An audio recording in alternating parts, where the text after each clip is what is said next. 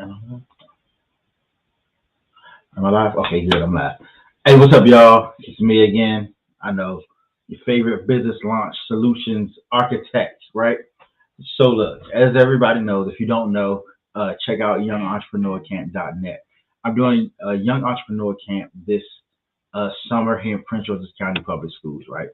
I'm a PG County uh, graduate. I know it's Prince George's County. Yes, I'm Prince George's strong. Um, and So what I've been doing is going to the classrooms and actually meeting with and talking to the students, right? Um, but hey, just so you know, if you're watching this, can you let me know if you're watching it live? Put in the comments if you're watching it live and from where, and then also put if you're watching it on a recording and from where. I would love that. But anyway, I've been going around to the school systems, talking to the students about my not cyber, the entrepreneurship camp that I'm doing from the 20th through the 30th of next month, right? And so, either I'm doing an assembly or I'm going to the classrooms or meeting, in small groups of students. But one thing that never fails, right, is in every classroom or assembly there's always this one dude, always one young student that gets in trouble. Like while I'm talking, so most of the time you would suspect that, you got a guest speaker in class. You might act okay, but literally every time there's at least one young man, and most of the time he got locks, right? That gets in trouble in class. So he either talking or being disruptive, or and most of the time, I'll be honest, it's not like really blatant or belligerent, but you could tell he gets in trouble pretty often. So every time I've gone to a number of different schools, it always happens, and I don't really have a problem with it. So most of the time, the instructor will try to put him out the class, and I was like, no, no, no. I was like, no, not saying no. You can say it's cool, but me and him got to talk afterwards. And you know how they do the little that look, and and I'm like, bruh, don't worry about it. You good. We're gonna talk because I feel like the information I'm giving them is actually worth them hearing. And most of the time, they're my target audience. It's the one who doesn't really want to be in class, or they get tired of being in class, or this, that, and the other. Um, so basically, what I would say is that I tell them go ahead, sit down, and chill, and excuse me, don't just chill out, and you can tell that they got like a contentious relationship with their instructors. So what I did was, what I normally do is afterwards I always talk to them, and it's always pretty much the same story. And I'm almost sure every time it will be. That's why I say don't put them out because it's very similar to my story. When you're in class and you don't really like school, you don't really like being in class. It's a little bit of a blower to you and all that good stuff. Um, and so I sit down, and most of the time they're either musician or athlete. Sometimes both. I was a musician in high school, and so basically, what I tell them, I ask them a few questions, and then most of the time they blame the teachers. They're like, "Man, she always getting on me. She this, she that, she this, she that." I'm like, "All right, that's cool. So what do what?" So I asked them what did they do, and it's always like one thing they did at the beginning of the year. They got on the wrong side of the teacher or the wrong side of their instructor, and they never like lived it down. So the contentious relationship is always there for the entire school year, and so I have to teach them things that I wish I knew at that time because I had contentious relationships with a number of my instructors. Because I was smart, but I didn't really like to go to class. I didn't like to do homework, a bunch of stuff that I should have been doing. I did not do. I'm not getting all that. But I tell them things that I wish I would have done when I was their age to outsmart that, you know.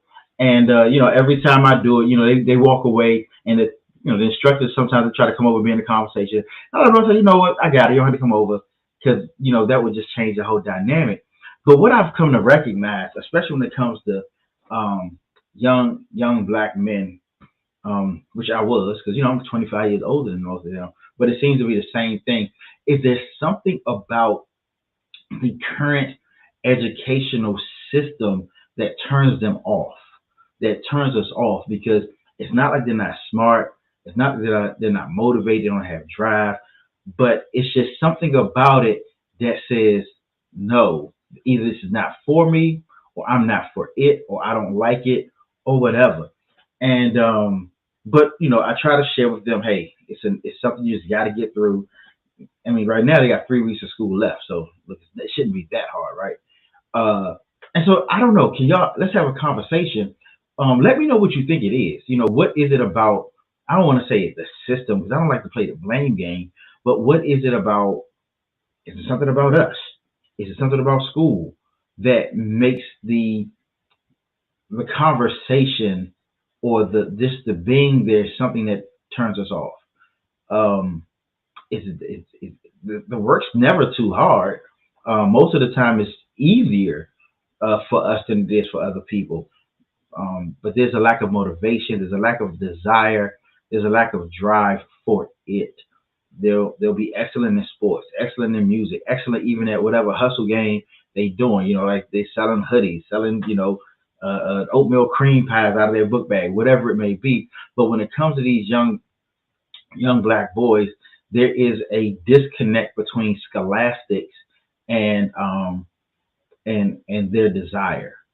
And that's something that I'm looking to tackle. Like I said, I'm very much a fan of Dr. Sean Woodley of Teach Hustle and Inspire. And I don't know if you haven't had a chance to read his book, MC means move the class. He touches on it's very well in there.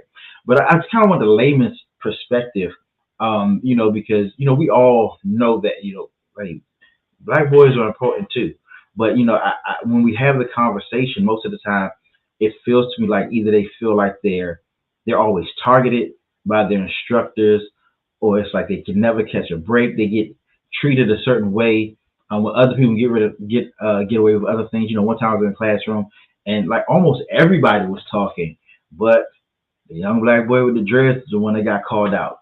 So I don't, and I kind of have a, of course, obvious affinity to them because I see myself in them. And so it's like, man, what can make it better? I don't even want to make it easier, but better. What make them desire to be in the classroom, a desire to hear from the teachers, or even desire to have a good relationship with education. But like I said, please, I would love to hear your thoughts on it. It's not even, it's not a one-way conversation. I don't even think it's an easy answer, but I think it's something that we need to pay attention to because it's not a one-size-fits-all situation. We can't say, well, they're supposed to be in school, so they need to do X, Y, and Z. Because if it's consistent across the board that, this is happening in almost every classroom, in every district, in every um, city, state, whatever, there has to be some type of solution because there's obviously some type of problem. So please let me know in the comments how we can really help our young men. Because obviously school is something that is necessary. Education is a great thing that they need to have, but there is a disconnect. There's something that makes them not want to be there, and I think it's dangerous. It sets them up for future failures, future setup, future or just to not have a future or not to have anything to look forward to. Because if you can't make it, if you feel like, not if you can't, if you feel like you can't make it in school where things are quote unquote easy, it's easier to feel like you can't make it outside of that. And again, this is something that I had to fight even myself because I knew, being in the classroom wasn't something I enjoyed. Very seldom.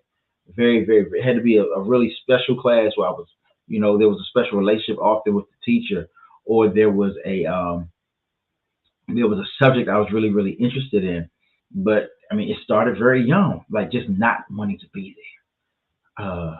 And that's one reason why the way that we teach our business camp is interactive. It's they have a personal efficacy in the outcome of it. They're building the business that they want, not that I'm telling them to build. So but please let me know in the comments. I would love to hear it. Not even anybody want to have a discussion about it. I'm down for that too. All right, y'all. Later. Good seeing y'all. Oh, if you have a student in Prince George County Public Schools and want to be a part of our Young Entrepreneurs Camp, please go to youngentrepreneur.camp.net. And if you have somebody anywhere across the states, the United States, that wants to be in my internship program, they can go to interns.launchwithcarl.com. Y'all have